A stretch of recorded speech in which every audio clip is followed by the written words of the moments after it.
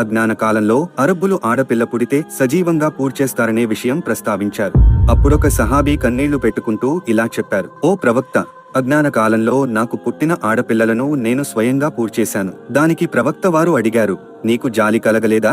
అప్పుడు ఆ వ్యక్తి ఒక హృదయ విదారక సంఘటనను చెప్పారు. ఒకసారి నేను ప్రయాణంలో ఉన్నప్పుడు నా భార్యకు ఆడపాప పుట్టింది.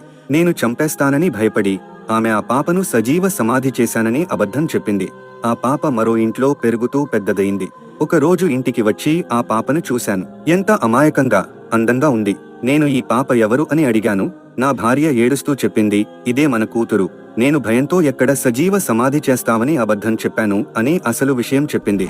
కొన్ని రోజులు తర్వాత నేను ఆ పాపని ఒక నిర్జన ప్రదేశంలోకి తీసుకెళ్లిపోయాను. ఒక గొయ్యి తవ్వుతున్నాను, ఎందుకంటే సజీవ సమాధి చేయడానికి.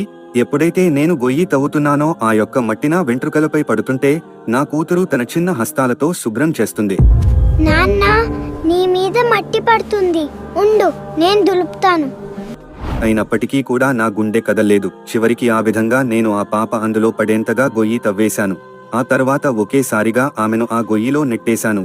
దానిలో ఒక్కసారిగా పడిపోయి నా కూతురు గావు కేక వేసింది. ఆ తర్వాత నేను మట్టి వేస్తున్నాను. అప్పుడు పాప అంటుంది, నాన్న, నువ్వేం పని చేస్తున్నావు? నాపై మట్టి ఎందుకు వేస్తున్నావు? నేను ఏం పాపం చేశాను అని ఇలా చేస్తున్నావు? నా కూతురు గుక్క పెట్టి ఏడుస్తూ ఈ మాటలు మాటి మాటికి అంటున్నా. కరుడుగట్టినటువంటి నా గుండె మాత్రం కరుణించలేదు. చివరి వరకు మట్టి వేశాను. దానితో నా కూతురి స్వరం కూడా అక్కడ ఆగిపోయింది. ఈ విధంగా సజీవ సమాధి చేశానని ఆ వ్యక్తి చెప్పగానే ప్రవక్త వారు కంటతడి పెట్టుకున్నారు. ఎంతగా ఏడ్చారు అంటే తన గడ్డం కూడా పూర్తిగా తడిచిపోయింది. సోదరులారా, అలాంటి అజ్ఞాన అరబ్బుల్లో పెను విప్లవం తీసుకువచ్చిన వ్యక్తి దైవ ప్రవక్త ముహమ్మద్ సల్లల్లాహు అలైహి వసల్లం వారు.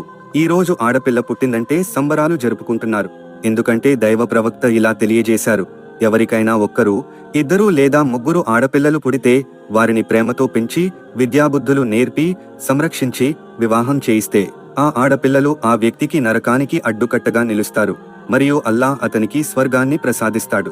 అలాగే పునరుత్థాన దినాన నేను, అతను ఇలా 2 వేళ్లంత దగ్గరగా ఉంటాము అని దైవ ప్రవక్త తెలియజేశారు. ఇలా ఇస్లాం ఆడపిల్లను భారంగా కాదు, బహుమానంగా చూసుకోవాలని బోధించింది. అల్హమ్దులిల్లా. సోదరులారా,